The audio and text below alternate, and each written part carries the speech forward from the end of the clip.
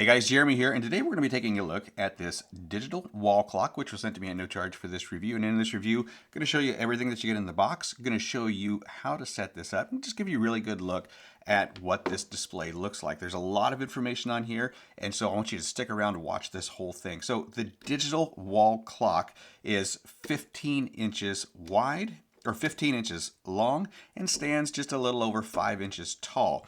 It does have some hangers on the back side so that you can hang it on the wall, and it does come with little push pins rather than nails so that you can hang it there. Also, the wall clock does have some cutouts all the way around the outside. There's some cutouts right there, some cutouts right there, cutouts right down here, and cutouts right down here for your power cable, and that's going to allow your wall clock to lay flush up against the wall should you happen to mount it. You've also got this large area here where you can wrap the excess cable to your power cord right there to keep it out of the way as well.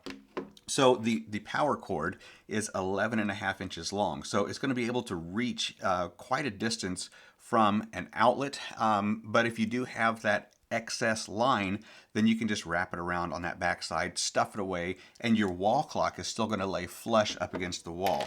Now, the wall clock does have all of these buttons up here so that you can do your settings for your minute, your hour, and your dates. It's just got all your menu stuff right up there on top. You also do get a remote control, and I would personally just use the remote control to set everything.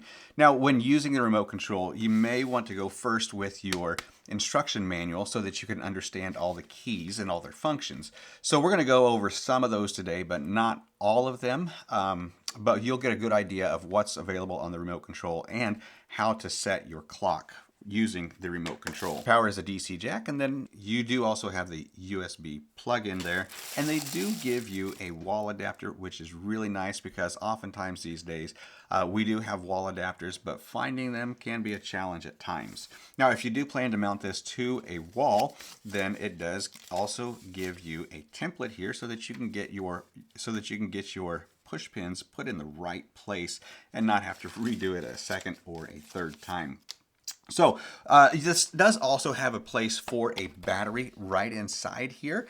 Now I have already activated the battery by pulling out the little piece of insulation, and the purpose of the battery is to maintain the time while it is not plugged in. So I'm really curious to see if that's going to work, because I did set this several hours ago, and I put it, and then it's also been unplugged for several hours. So we'll see if it just maintained the time. And if it doesn't, it's really not a big deal. I'm going to be showing you how to set the time anyway. So let's just see what we got here. And then I'm going to use my, oh, look at that. Come on. And it's right. 12:25.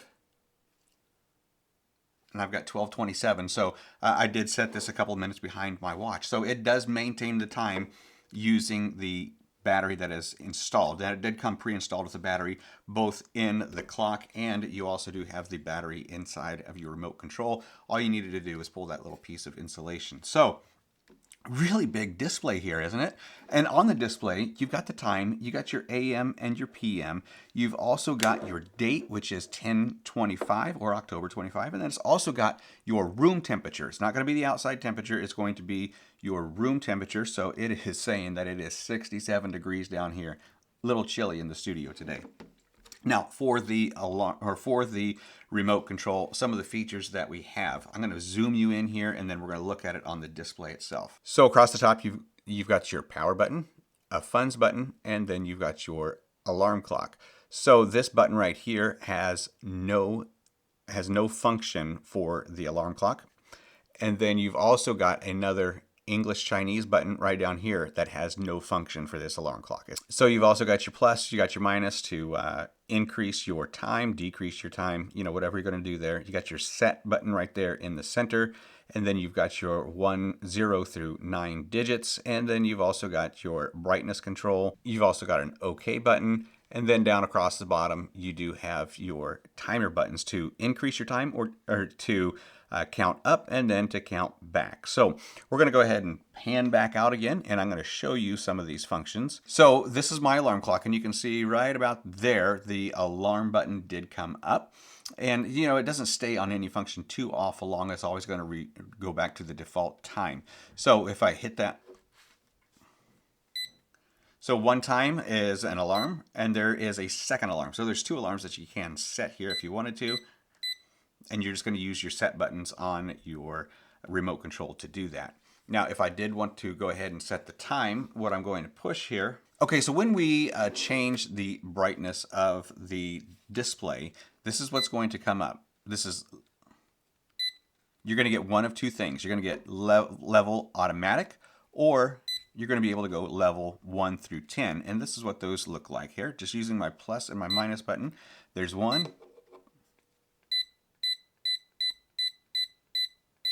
And I like to have it fairly bright. Unless it was going to be in my room, then I would want to have it pretty dim so that the light did not keep me up.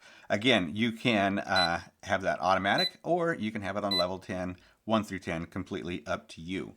Now, when you are setting your clock, you're going to push your set button, and then you can choose 12 hour, 24 hour. Then you can choose your hour, and you can choose your minutes, and then you're going to go to year. And then we're going to go down to the date, the month, the day, and then we're also going to be able to change it between Fahrenheit and Celsius.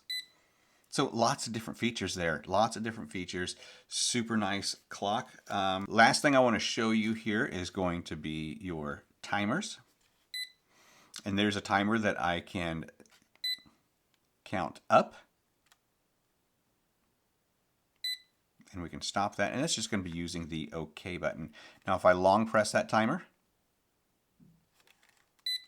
it's going to go back to the clock. Now if I wanted to use the timer to count down, I'm going to push any number here, like a 5, and then it's going to count down when I say OK. Then when it's done, it will beep.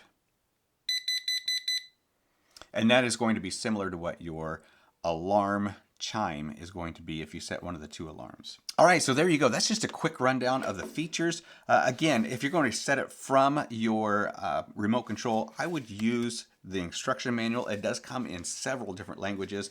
Choose the English language, or choose the language that suits you best, and then it's going to have little pictures of the icons that are on your remote control, so you know which ones to push at what time.